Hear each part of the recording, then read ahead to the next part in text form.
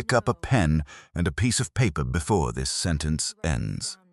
Because I am about to do math with you that will make you physically uncomfortable. Every adult on this planet has, hidden inside an average day, somewhere between 3 and 4 hours of completely unaccounted time. This time does not show up on your calendar. It does not show up in your memory.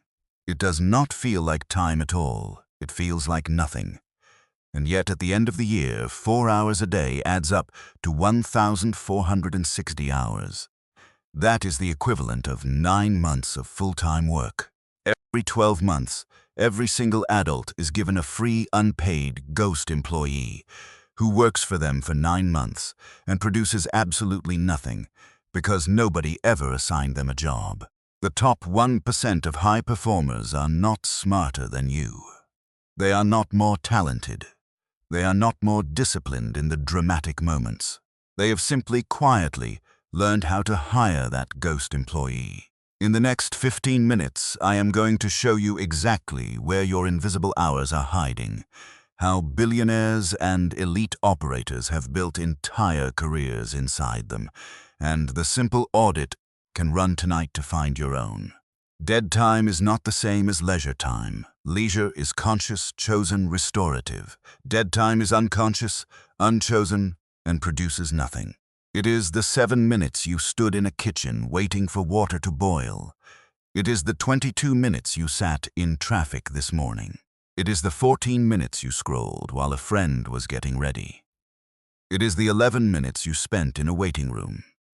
Individually, these slices feel too small to matter. Collectively, they are the largest unspent resource in your life. When researchers actually log human behavior with passive trackers, the data is alarming. The average professional accumulates between 170 and 240 discrete dead time episodes per week, almost all of them under 15 minutes long, and almost all of them filled by phone scrolling that produces no memory and no benefit. This is the territory where the top operators have planted their flag. Dead time falls into 3 exact categories, and each category requires a different strategy. Lumping them together is the reason most people fail to use them. Category A. Movement dead time. This is dead time where your body is in motion but your hands are not free. Walking, driving, commuting, doing dishes, folding laundry, exercising. The eyes and hands are occupied, but the ears and mind are completely open. This is the largest category for most people, and historically it has been wasted on background music that you stopped consciously listening to 7 years ago. Category B. Waiting dead time. This is dead time where your body is still and your hands are free, but your environment has trapped you. Doctors' offices, airport gates, traffic jams, long bathroom breaks, the 8 minutes before a meeting starts. This is the most addictively scrolled category and also the highest leverage category once you reclaim it. Category C. Transition dead time. This is the dead time between any 2 scheduled activities. The 4 minutes between waking up and standing up. The 6 minutes after a workout before a shower. The 15 minutes between dinner and the next thing. These slivers feel too small to deserve a strategy, which is exactly why they evaporate. Let me walk you through how this looks in actual high-performing lives. Warren Buffett famously spends roughly 80% of his day reading, and startling amount of that reading happens inside what would, for anyone else, be dead time. Charlie Munger built one of the great minds of the 20th century, by his own admission, by attaching books to every form of waiting. These are not heroic acts of willpower. They are small reassignments of slivers. In movement dead time, the elite assignment is audio learning.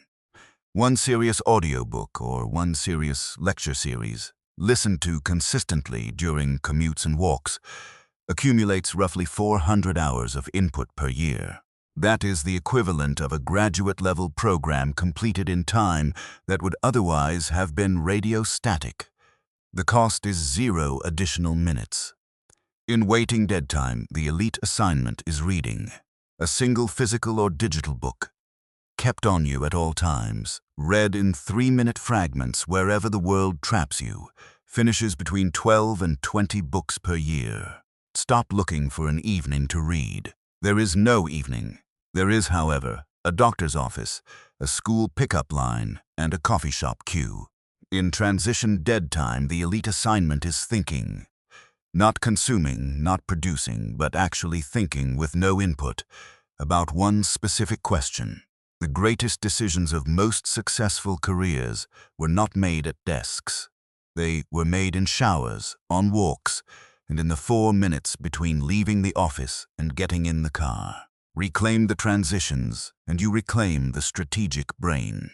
Here is the exact protocol the audit takes, and you can run it tonight. Take a blank page. Down the left side, list every 15-minute block of your day yesterday, from waking until sleep. Beside each block, mark one of 3 letters, A for active and chosen, R for restorative and chosen, or D for dead. Do not lie. Do not round up. Be ruthless. When you finish, count the D blocks. Multiply by 15. That is your daily dead time number in minutes. For most people, the answer falls between 180 and 240. Now divide by 60. That is the number of hours per day your ghost employee is currently being paid to do nothing. Now choose just one category from the previous chapter and reassign 1 hour of those D blocks into it. Do not try to reclaim them all. 1 hour, every day deliberately reassigned, will produce more results in 12 months than any new productivity app ever invented. Here is the part of the math that breaks people's understanding of time. An hour reclaimed today is not worth 1 hour.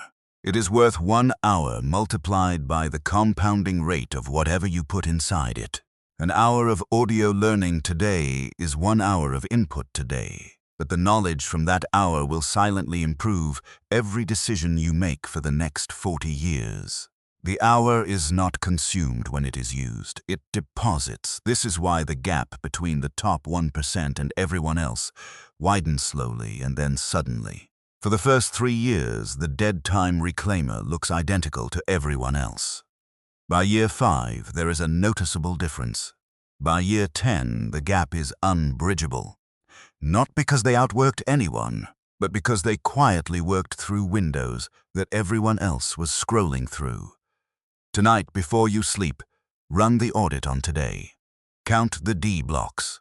Write your daily dead time number at the top of a sticky note and put it on your bathroom mirror. For the next 30 days, every morning, that number is your enemy. Every evening, you write the new number underneath. The day the number drops by 60 is the day your life began to compound. Tell me in the comments what your starting number is. Most people, after honest counting, will be too embarrassed to type it. Type it anyway. That is the first deposit.